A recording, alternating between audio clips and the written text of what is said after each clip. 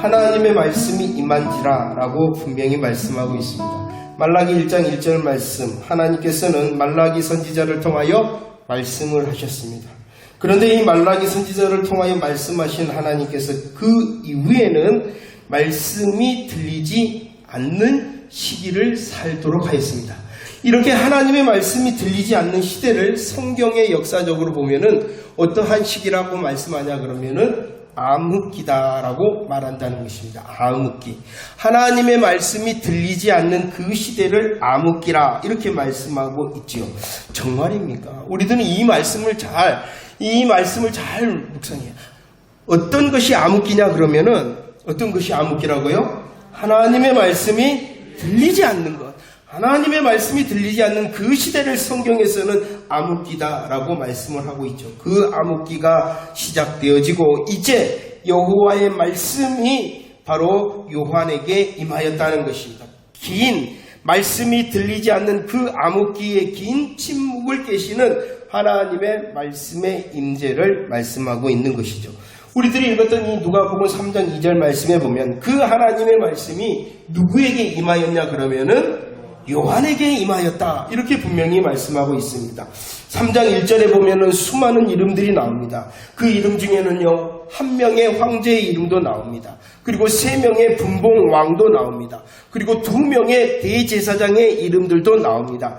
그런데 하나님의 말씀이 그들 황제나 분봉왕이나 대제사장에게 임한 것이 아니라 누구에게 임하였냐 그러면은 요한에게 임하였다라고 말씀하고 있죠.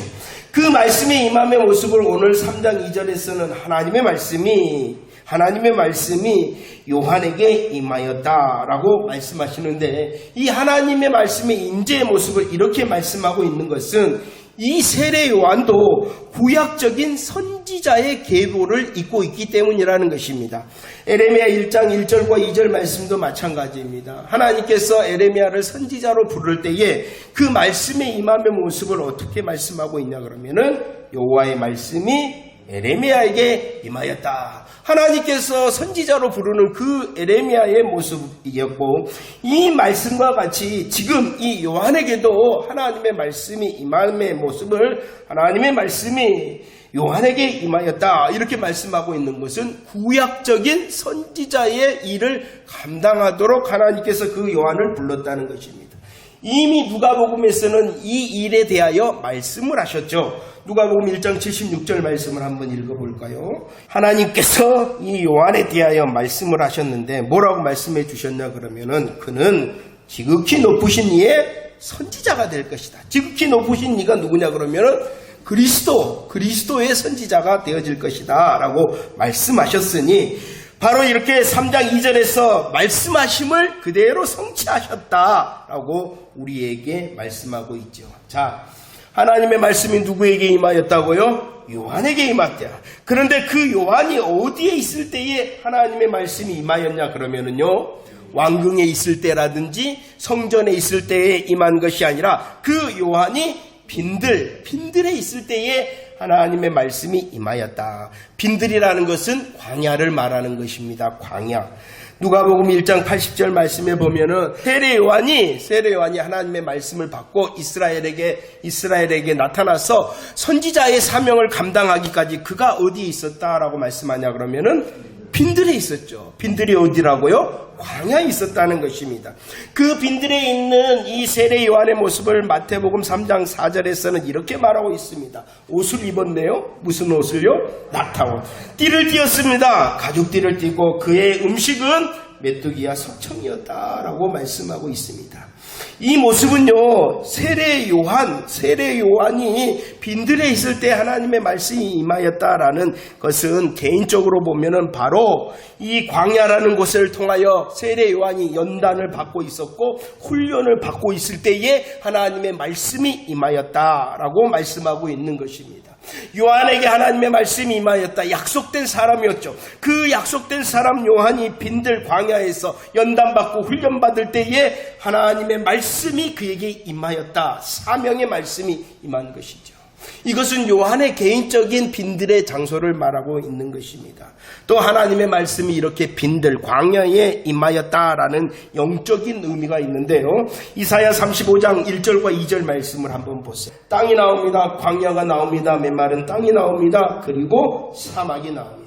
이렇게 광야와 메마른 땅과 사막은요, 범죄로 말미암아 하나님을 향하여 죄를 지음으로 추방당하고 종노릇하고 사망 가운데 있는 우리의 모습을 말하고 있는 것이죠.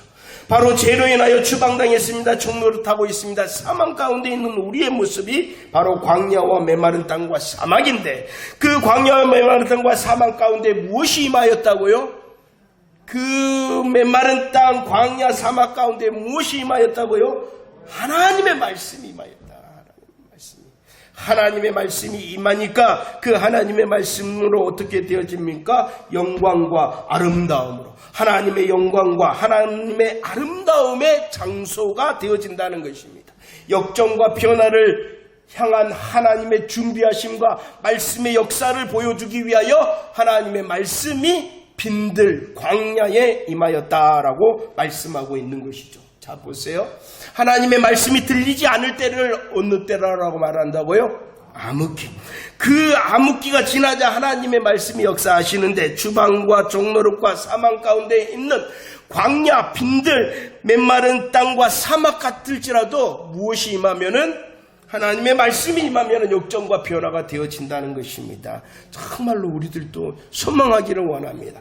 이 말씀이 글자의 말씀이 아니라 성경에 박혀있는 말씀이 아니라 주의 말씀이 임함으로, 주의 말씀이 내게 임함으로, 주의 말씀이 우리의 가정과 삶 가운데 임함으로 하나님이 일하시고 역전시키시고 변화시키시는 아름다움과 영광을 누리는 저와 여러분들이 되어지기를 축원합니다.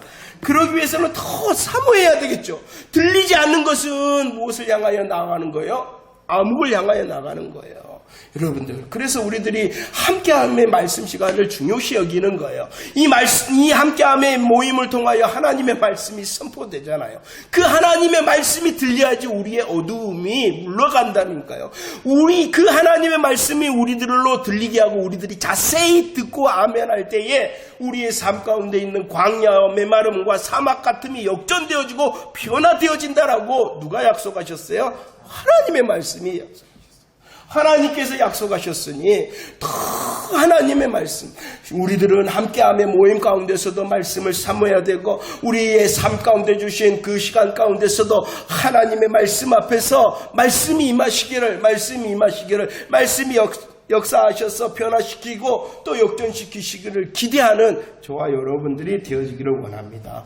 이렇게 보세요. 하나님의 말씀이 요한에게, 하나님의 말씀이 빈들 광야에 있는 요한에게 임하였죠. 그가 이제 사명을 감당합니다. 3장 4절 말씀입니다. 누가복음 3장 4절 함께 읽어볼까요? 시작. 선지자 이사야 책에 쓴 바 광야에서 외치는 자의 소리가 있어 이르되 너희는 주의 길을 준비하라, 그의 오실 길을 걷게 하라. 아멘. 하나님의 말씀이 임합니다. 세례 요한이 자신의 사명을 감당하는데 그의 모습이 어떠했냐 그러면은 광야에서 외치는 자의 소리였다라고 말씀을 드립니다. 우리들이 누가복음 1장에서 살펴봤듯이 그는 메시아의 길을 준비하는 자였지요. 그의 모습이 광야에서 외치는 자의 소리. 그의 메시지가 무엇이었냐 그러면은요, 첫 번째, 이 광야에서 외치는 자의 소리, 하나님의 말씀이 임한 요한의 외침의 메시지가 무엇이었냐 그러면 첫 번째는요, 회개에 합당한 열매를 맺으라 라는 것입니다. 회개라는 것은요, 잘못했습니다 라는 말이 있어야 돼요. 하나님, 이것 잘못했습니다. 말할 수 있어야 돼요. 회개라는 것은 말을 할 수 있을 뿐만이 아니라 그것에 대하여 아파해야 돼요.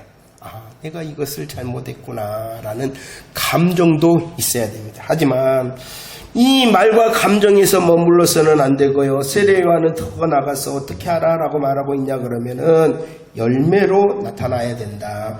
우리의 말과 우리의 감정이 열매로 나타나야 된다. 그래서 삶의 구체적인 현장 가운데서 너희들의 행동이 변하는 것이 회개하는 것이다 라고 말하고 있는 것이죠.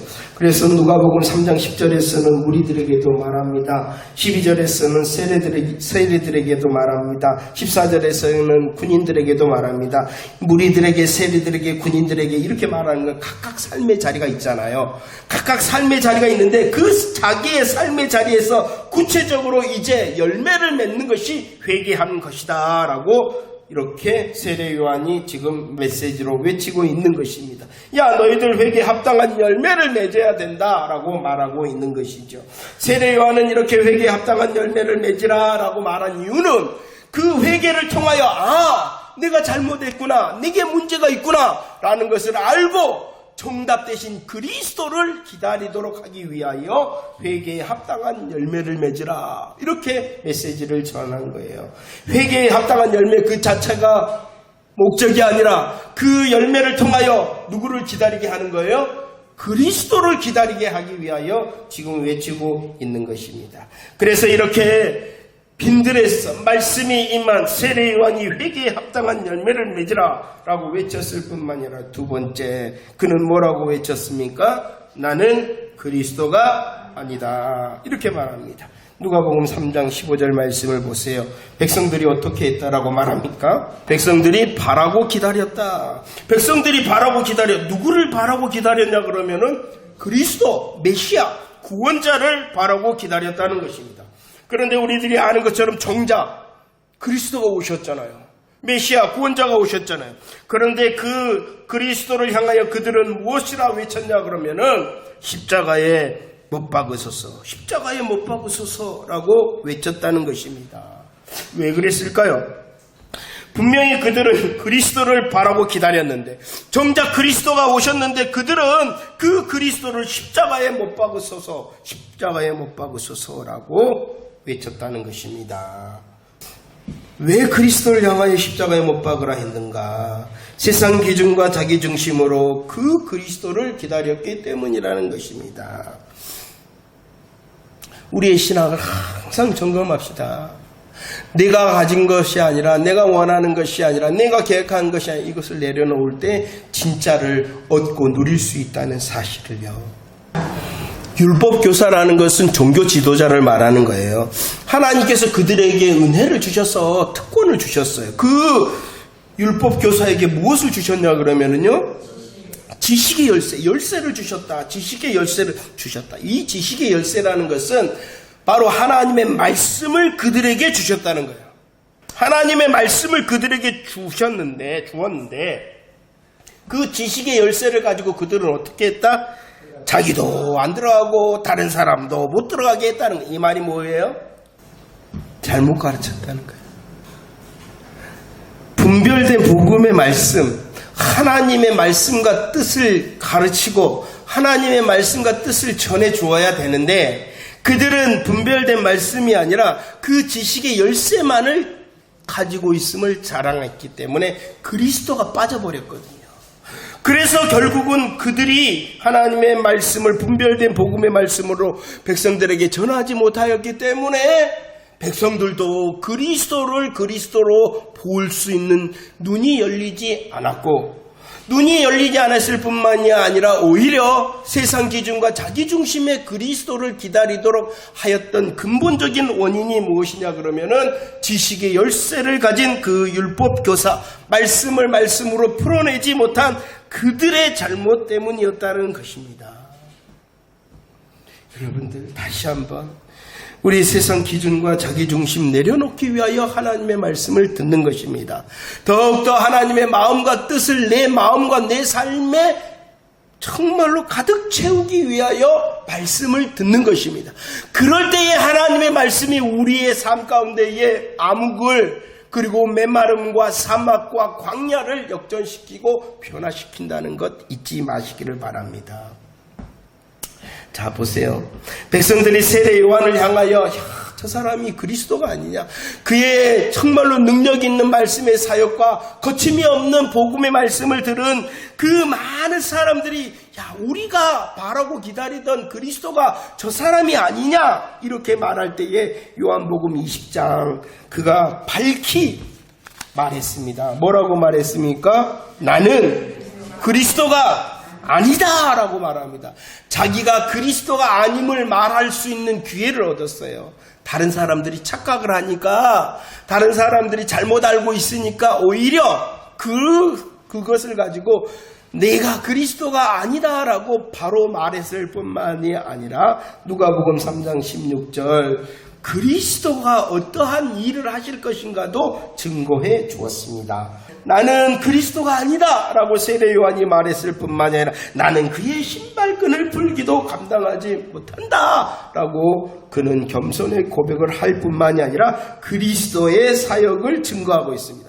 예수 그리스도의 사역이 무엇이냐 그러면은 오늘 3장 16절에서는 세례를 베푸는 것이다. 세례를 베푸는 것이다. 어떠한 세례를 베푼다라고 말씀하고 있습니까? 성령과 불로 세례를 베푸신다. 그러면 성령 세례라는 것은 무엇일까요? 간단히 말하면은 구원의 세례를 말하는 것입니다. 불 세례라는 것은 무엇을 말씀할까요? 심판을 말하는 것이에요. 예수님께서는 보세요. 누가복음 12장 49절과 59절 오신 이유가 있다. 내가 왜 이 땅에 왔냐 그러면 무엇하기 위하여? 땅에 무엇을 던지기 위하여? 불을 던지기 위하여. 그 말씀을 하시면서 이것을 나는 받을 세례가 있다라고 말씀하고 있어요. 예수님께서 이 오신 이유는 땅에 불을 던지기 위해서인데 그 불에 대하여 예수님께서는 이것이 바로 내가 받을 세례라. 예수님께서 무슨 세례를 받으셨냐 그러면은 불 세례를 받으셨다는 거예요. 무엇을 통하여? 십자가를 통하여. 예수님께서 십자가를 통하여 당신이 불 세례를 친히 받으셨다는 것입니다. 십자가 고난을 당하여 왜 예수님께서 불세례를 받으셨냐 그러면은 그 불세례는 누가 받아야 되는 거예요? 그러죠. 저와 여러분들이 받아야 될 그 불세례를 대신하여 십자가의 고난을 통하여 우리를 대신하여 불세례를 받았기 때문에 성도된 저와 여러분들은 불세례를 받을 수 있어요? 불세례를 받을 필요가 없게 된 거예요. 누구 때문에? 예수님 때문에. 그래서 성령 충만을 통하여 성령의 세례를 통하여 성도된 삶을 살 수 있게 되었다는 것이죠. 자, 기회를 잘 잡았습니다. 다른 사람들이 오해할 때요, 나는 그리스도가 아니다라고 말했으며 겸손하였으며 그리스도가 누구이신 줄 잘 증거하였다는 것이죠. 자, 보세요. 세례요한 그는 빈들에 있었습니다. 세례요한 빈들에 있었으면서 그리스도의 길을 예비하는 자였습니다. 회개에 합당한 열매를 맺으라라고 잘 전하였습니다. 자신은 그리스도가 아니라는 것과 그 그리스도가 성령과 불로 세례를 주실 분이라는 것을 잘 전했습니다. 그리스도를 이렇게 잘 전한 후에 세례 요한의 모습을 오늘 누가복음에서는 이렇게 말합니다. 자기의 사명을 잘 감당한 이 세례 요한의 모습을 어떻게 말씀하고 있냐 그러면은 누가복음 3장 20절 누가복음 3장 20절 시작. 그 위에 한 가지 악을 더하여 요한을 헤롯이 그랬다는 거예요. 요한을 어떻게 했다는 것입니까? 오게 가졌다. 그 요한이 누구인데요? 세례 요한입니다. 세례 요한이 누구인데요? 그리스도의 길 예비자로서 합당한 회개에 합당한 열매를 맺으라며 나는 그리스도가 아니다 하며 그리스도의 불과 세례로 너희들에게 줄 것이다라고 잘 전한 그 요한이 어떻게 되었다? 오게. 잘했는데? 주신 사명 잘 감당했는데? 겸손하게 잘 감당했는데? 그리스도를 잘 알고 복음 잘 전했는데? 뭐 했어요? 이해가 됩니까? 이해가 됩니까? 인정할 수 있어야 돼요. 우리가 안 되고 안 풀리고 뭔가가 꾸리꾸리하고 이거 이럴 때 내가 잘못해서 그럴 수도 있어요. 그러나 잘못하지 않았는데도 그럴 수가 있어요. 이해가 되시죠? 그러니까 우리가 지금 어떠하냐가 문제가, 나의 어떠함이 문제가 아니라 내가 지금 그래 그 어떠함 가운데서도 복음으로 잘 서 있냐. 오늘 세례 요한이라 그러면은 그래도 길 예비자로서의 사명을 잘 감당하기 위하여 주신 말씀대로 잘 붙들며 서 있냐. 이게 중요한 거예요. 보세요. 요한이 옥에 갇혔다라고 말합니다. 20절에서 그랬죠. 그런데 21절에서 이렇게 말씀하고 있어요. 21절 한번 읽어볼까요? 시작. 백성이 다 세례를 받을세 예수도 세례를 21절 예수님께서 뭐 하셨다? 세례를 받으셨다. 예수님께서 세례를 받으셨다. 20절에서는 세례 요한이 옥에 갇혔다라고 말하고 21절에는 예수님께서 세례를 받으셨다. 그럼 예수님께서 누구에게 세례를 받으셨어요? 누구에게 예수님께서 세례를 받으셨어요? 세례 요한에게 받으셨죠. 마태복음 3장 13절 말씀해 보세요. 예수님께서 갈릴리로부터 요단강에 이르렀어요. 거기에 누가 있었어요? 세례 요한이 있었잖아요. 그 세례 요한에게 뭐 했다? 세례를 받으셨다. 이렇게 말씀하고 있잖아요. 그런데 누가복음에서는 이 세례를, 이 21절을 자세히 보면 무엇만 말하고 있냐 그러면은 그 예수님께 세례를 베푼 사람이 세례 요한이었다라고 말하고 있지 않아요. 아주 의도를 가지고 기록한 거예요. 누가복음을 기록한 이 누가가 왜 이렇게 기록했냐 그러면은 오직 누구만 바라봐야 된다는 거예요. 예수님만 바라보라는 것입니다.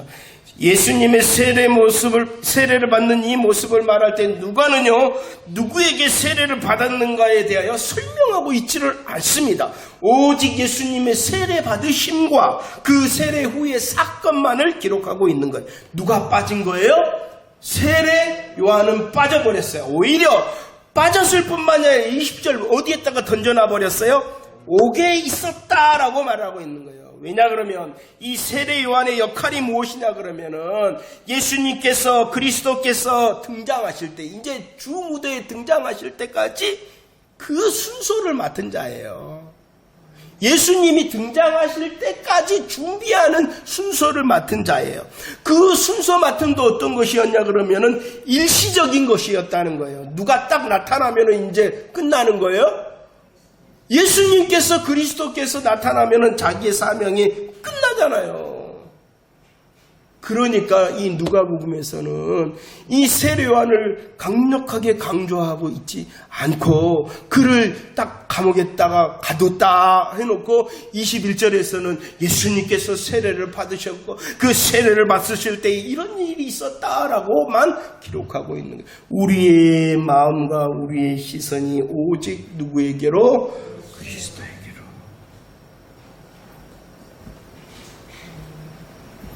굉장히 중요한 거예요. 우리들은 너무나도 다른 것을 볼 때에 기뻐하고 다른 것을 보고자 하는 거예요. 아니요. 우리의 시작은 그리스도로부터, 우리의 시선과 우리의 발견이 그리스도를 향하여 되고 그리스도를 고백할 때에 새 은혜와 새 역사가 시작되어지는 것입니다. 그의 태어날 것과 그의 이름이 예고된 자였죠. 그 다음에 66절 어떠합니까? 주의 손이 그와 함께합니다. 1장 80절 그는 어떠한 자입니까? 심령이 강한 자입니다. 이렇게 놀라운 사람이었으나 세례 요한 자체가 중요한 것이 아니라, 왜 그러면은 세례 요한이 중요한 사람이 되어졌냐 그러면은 세례 요한 자체가 아니라 그 세례 요한이 감당할 사역, 그리스도를 위하여 준비하는 사역이 굉장히 중요했기 때문에 이 세례 요한이 중요한 사람이 되어진 거예요. 그렇기 때문에 누가복음은 세례 요한을 옥에 가두니라 하고 퇴장시켜버리고 오직 주 무대에 오르신 예수 그리스도께로 우리의 시선을 집중시키고 있는 것이죠.